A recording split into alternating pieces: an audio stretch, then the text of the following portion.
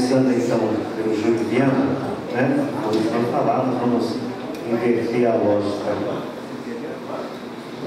5 minutos, nem o Enéas. O primeiro é o seguinte, Clóvis, as determinações não foram de uma política de Estado. Eu faço parte da sociedade que deve definir o Estado. Foram decisões de política de governo.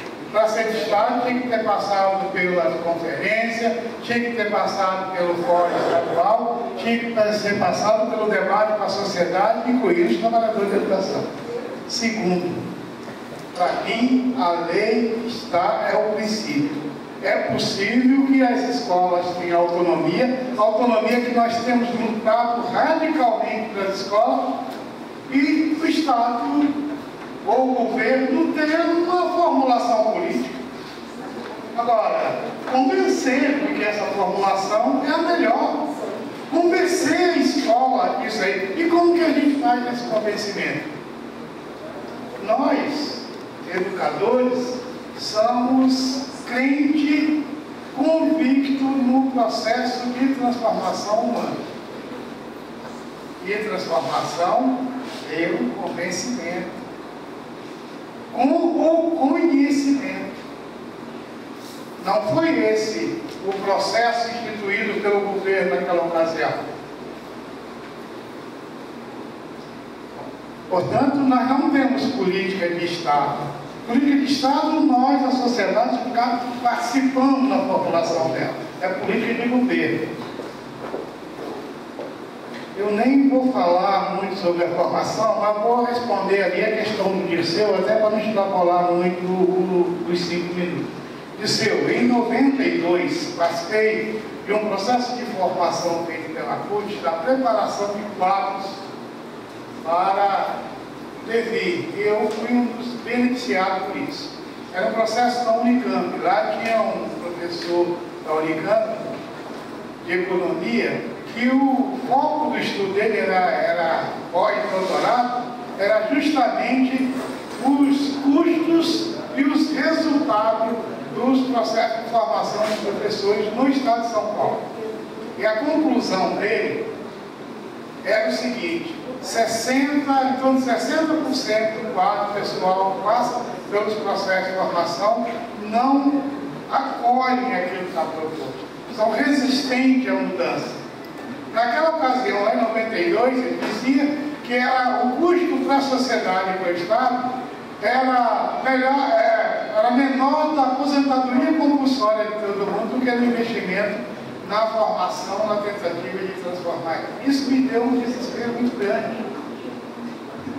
Porque tira toda a perspectiva de esperança que nós, educadores, temos, que com o processo de formação, com o processo educacional, a gente transforma o ser humano numa determinada perspectiva.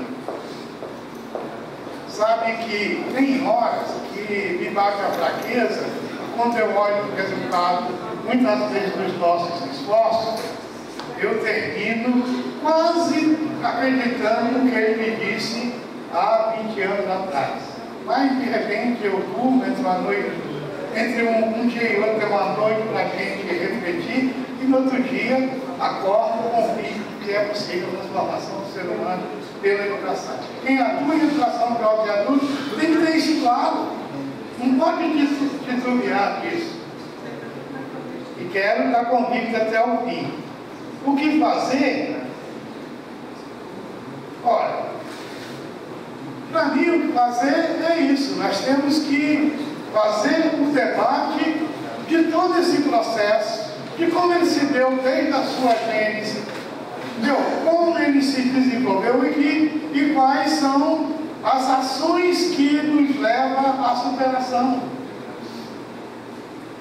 E não nos esquecermos qual é o binômio que tem orientado já há quase uma década a nossa ação sindical. Qual é o binômio?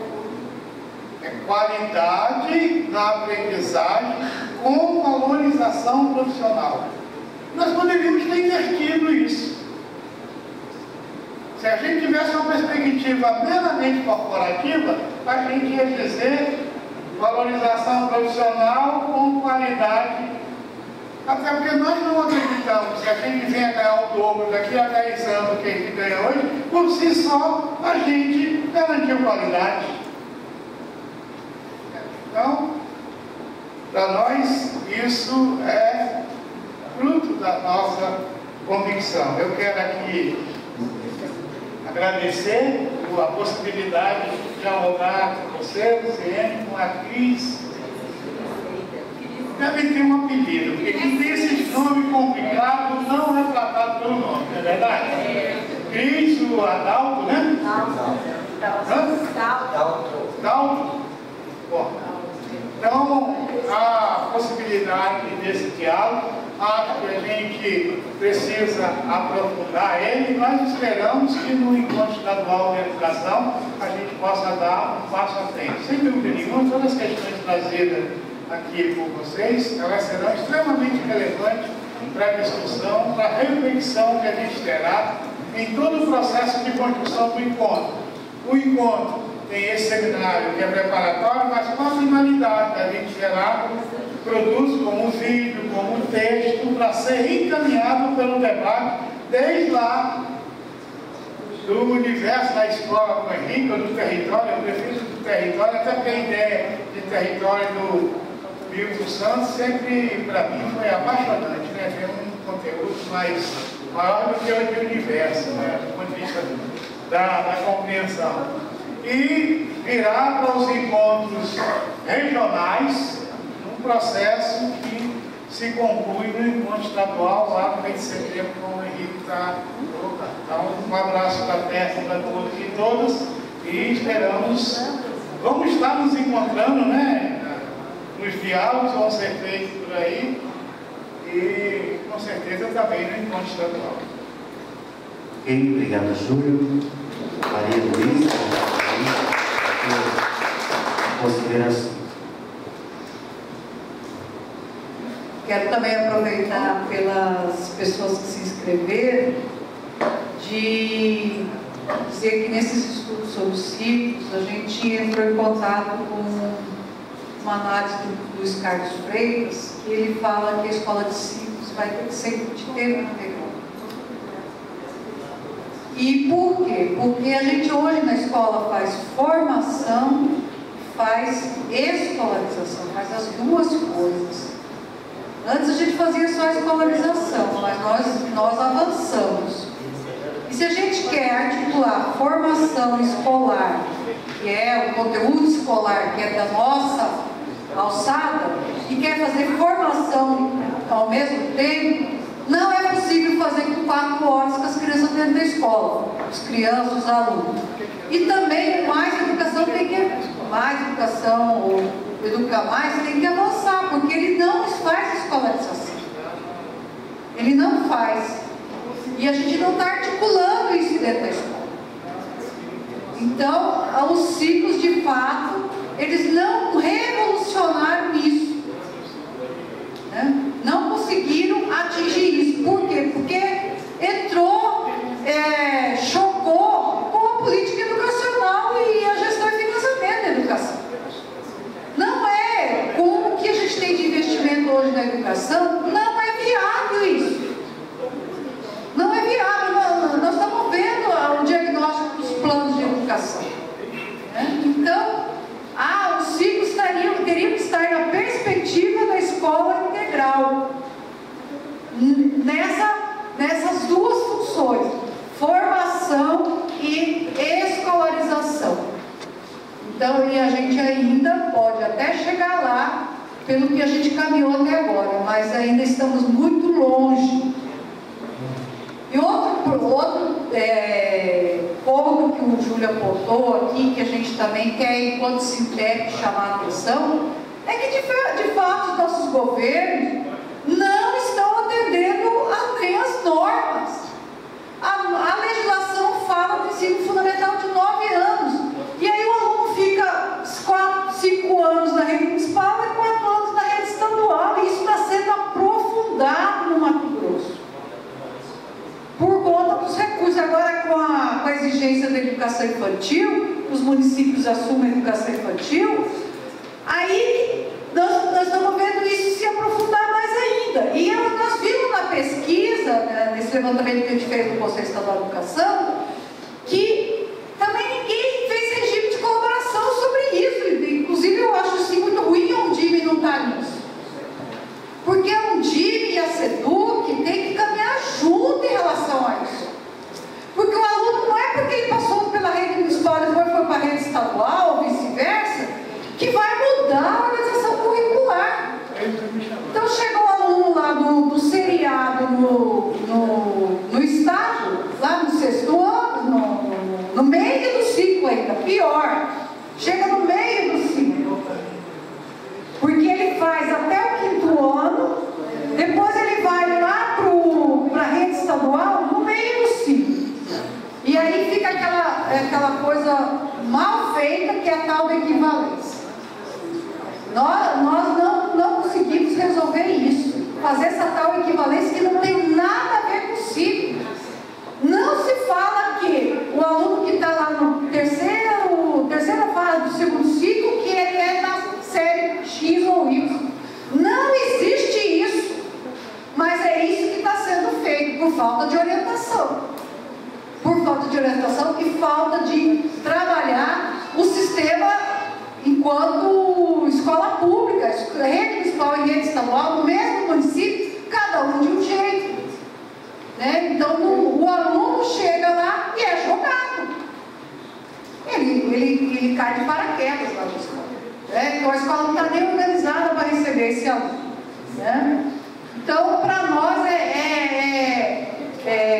pensar que o currículo é algo que é só do professor, que é um problema só do professor, e que não basta fazer formação, não basta. Aliás, eu concordo plenamente com o Miguel Arroio, que toda vez que o governo quer melhorar os índices de produtividade, ele fala que precisa dar mais formação. Mas não mexe nas estruturas. Não muda nada nas suas bases. Então, o problema é a formação do professor. Formou o professor, está resolvido o problema. Não está. Não está porque agora mesmo falaram do construtivismo, o Henrique falou, né? O modismo do construtivismo, o modismo dos ciclos. Então, como é que isso chega quando as estruturas do sistema não mudam? Então, eu tenho que fazer uma formação, eu, professora, tenho que me formar, buscar minha formação, porque eu tenho que me adaptar ao sistema e à estrutura que está sendo exigida. Né? Então, realmente, eu concordo que o nosso levantamento trouxe essa questão da formação, mas não é a formação do professor, da professora, necessariamente. É, inclusive, a formação de uma cultura social, né? Que extrapola a escola. Né? E isso, de fato, não aconteceu, né? Ainda não está acontecendo. Então, gostaria muito assim, que nesse período aqui a gente vai estar essa etapa do Conselho Estadual de Educação, a gente possa aprofundar isso, porque na CONEC não foi possível, que essa conferência de 2012 não foi possível, ela foi muito agiligerada, né? Nós não tivemos tempo, participei da comissão organizadora também, mas senti que precisamos continuar essa conferência. Inclusive, nós sugerimos que essa conferência tivesse continuidade, né? Porque ela levantou a poeira. Né? Então, penso que enquanto SEDUC, Undime e todos nós que estamos envolvidos com a educação, movimentos sociais, sindical, a gente precisa dar continuidade àquela conferência da CONEC. Eu também gostaria de ver o texto final publicado, né? Porque eu acho que era importante para que fosse um subsídio para uma próxima conferência. Gente, muito obrigada. E olha, de fato, 8h30 da noite é muita coragem nossa. Obrigada.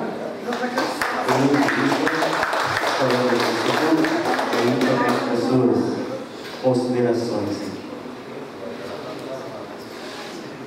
Eu vou me ater à fala do professor Júlio, quando ele falou do nó do pedagógico em uma ponta e do financeiro na outra.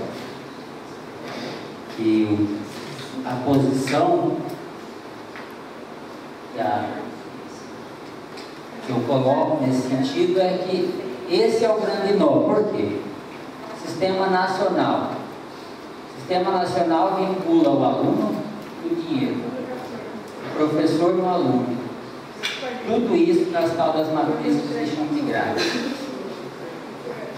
Quando vai escriturar a vida do estudante, porque a gente não está com 200 anos de ciclo, foi ontem. Então toda a escrituração da vida do aluno, ele tem que ser escriturado com a vida dele.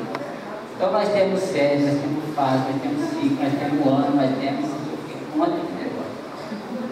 E o sistema eletrônico, ele está organizado para responder tudo isso. Então de repente você pega uma história escolar de um estudante, que está na nossa rede, vai aparecer esse monte de nomenclatura. Porque é a realidade que tem que colocar da vida deles. Não tem como eu dizer que ele fez 5 a 10 anos atrás, se ele fez série ontem, ali no outro estado, no outro município.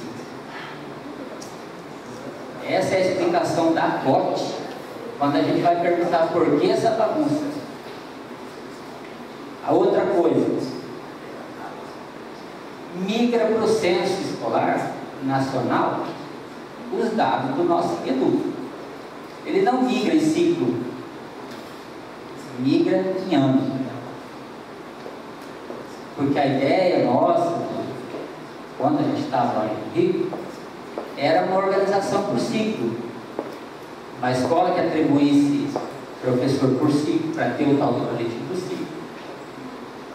Uma escola que conseguisse se organizar com esses alunos matriculados naquele ciclo, do jeito que ela achasse melhor para trabalhar com essas crianças. Só que quando você vai pedir para construir essa matriz, para a escola realmente ter mais a cara organizada de ciclo, não pode aplicar código, tem que migrar na tá com dinheiro, né? Não está escrito na legislação, né? Não pode nem vincular ano a ano. Vocês viram a colega aqui falando que não dá, fica a mesma coisa. Mas assim, o que eu queria dizer é da tal da autonomia das escolas, que tanto falam. A gente tem exemplo de escola que com toda essa bagunça, elas conseguem ter autonomia lá e fazer o trabalho que elas querem. Escola indígena, por exemplo, muitas delas fazem isso. Ah, o sistema quer desse jeito? Quer todo esse negócio bagunçado? Não tem problema, o dinheiro vem? Vem. Aí elas se organizam do jeito que elas acham melhor para fazer o trabalho. E as crianças vão aprender aquilo que o projeto político pedagógico deles espera. Então eu penso assim, que a gente tem avançado, que o governo federal já começou a fazer esse trabalho com o PNAE, de tentar fazer essa sensibilização dessa necessidade de pensar mais em ciclos. O ensino médio já está compreendendo, tem todos os seus problemas. Vocês pegam o caderno introdutório, quem ainda não pegou do PNAE, por exemplo, e leia. Ele abre dizendo de todas as contradições e conflitos, mas que aquilo é o que foi possível de fazer nesse momento para avançar. Então eu acredito que a gente está avançando. O Clóvis falou do 20%. Eu sei que a gente avançou bastante, inclusive nós estamos em segundo lá, só perto, parece que para São Paulo, na inclusão, naquele nível. Mas eu, particularmente, fico envergonhado de ter 20% de exclusão naquele sentido que está apresentando o gráfico. Acho que é só isso que eu queria fechar e dizer que eu penso que nós precisamos mesmo nos unir para potencializar tudo isso que a gente está dizendo para o próximo encontro, para ajudar a nação, né? A nação a pensar, todos os segmentos a pensarem na inclusão, né? Na tal da inclusão social de verdade. Né? Acho que é isso que eu tinha para falar.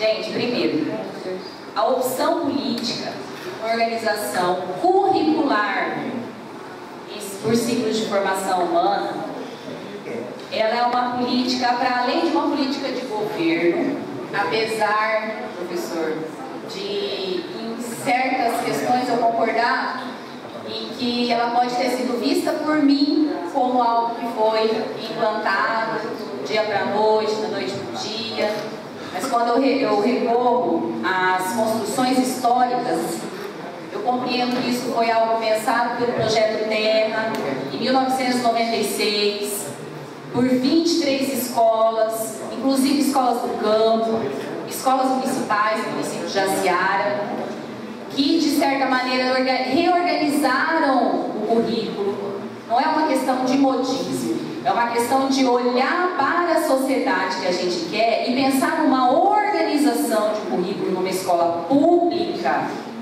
que garanta o direito àquilo que está lá na RDB da Constituição, de acesso, permanência e sucesso. Avançamos, os dados mostram no acesso, avançamos, os dados mostram na permanência, porque a estrutura curricular por ciclos de formação humana, ela fortalece a permanência. O menino insistentemente permanece na escola, revelando que, de alguma forma, devido às estruturas que são verdadeiras, professora Sidney, devido a essas questões estruturais, devido às questões formativas, iniciais ou continuadas, mas o menino permanece.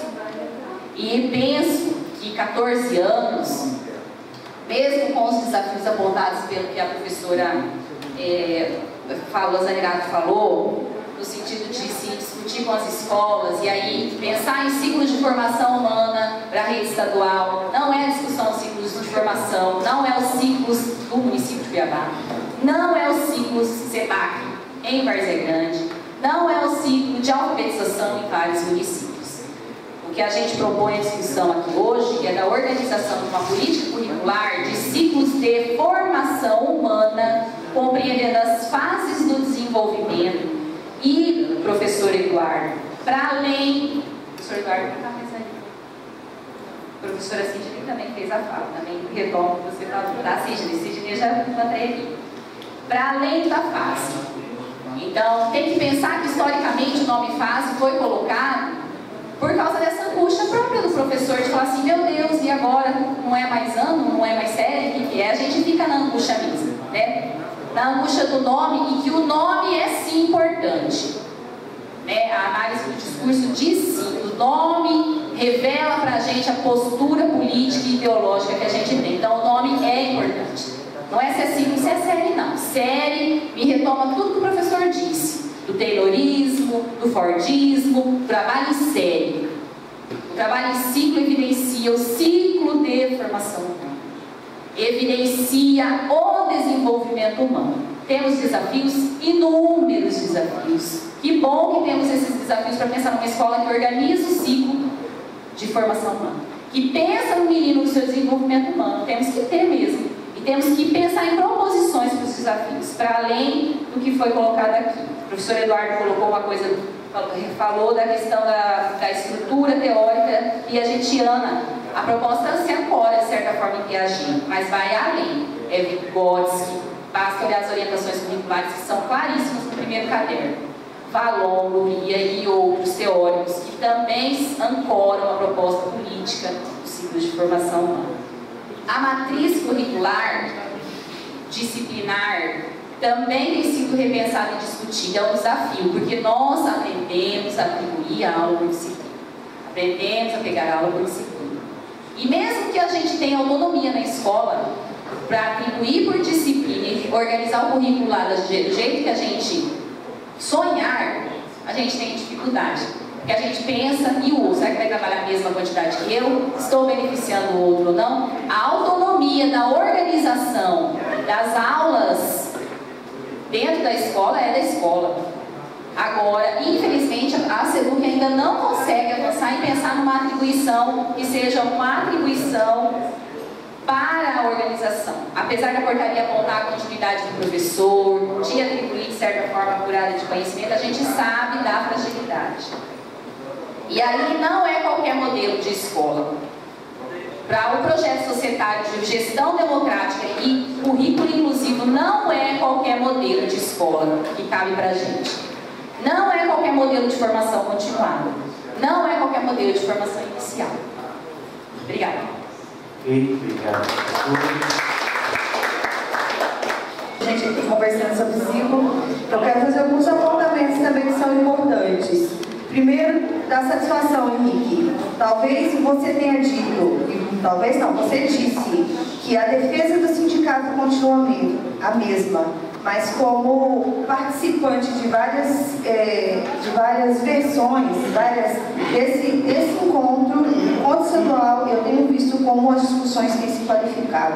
A gente não cogita mais, e já foi cogitado reverter de ciclo para série, por exemplo. Essa já foi uma discussão presente nesse âmbito, e eu estava cochichando com o Júlio aqui da satisfação, não houve dissenso.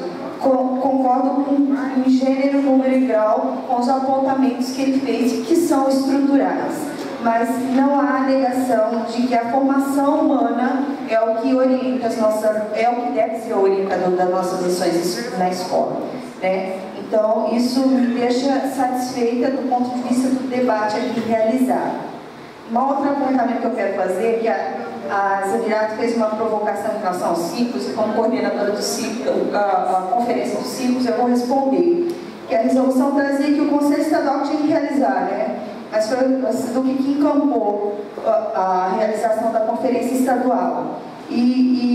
Concordo que foi aligerada, que a gente sempre precisa de mais espaços de discussão, mas a gente se propôs naquele momento, enquanto secretaria, que eu era secretaria, a ouvir as questões que eram básicas do ciclo, e isso foi feito. O caderno não ficou mais comigo porque eu saí, mas continua e está quase sendo publicado, porque eu vou lá direto ligando, perguntando, e aí já está quase, está corrigindo em português, está não sei o quê. Estou acompanhando isso de perto, porque eu também quero ver o produto desse processo.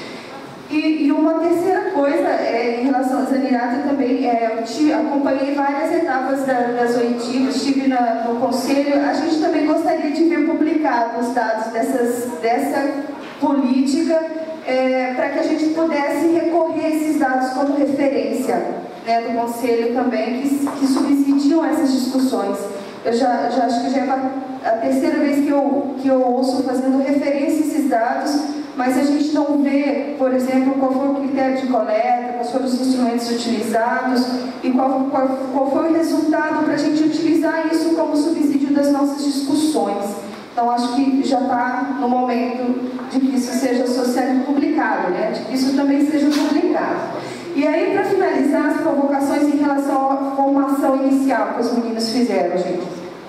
Ninguém sofre mais na pele os dissensos da formação inicial, como eu, que fui professora de escola e chego lá tendo uma noção mais próxima da escola para a qual nós precisamos formar e não ter veiculação desse discurso dentro da universidade. Hoje de manhã, quando estava aqui na mesa, o Aguinaldo falou assim para mim, porque eu já estive várias vezes no conselho, antes de estar no conselho, estive várias vezes em Nova Mutum, quando ele era secretário de Educação, falando sobre ciclos, fazendo discussão com os professores lá, e ele disse assim para mim: professora Luciane, então você está na UFMT, eu não sabia que você estava lá, que bom, mais uma, porque a Jorce já está quase aposentando.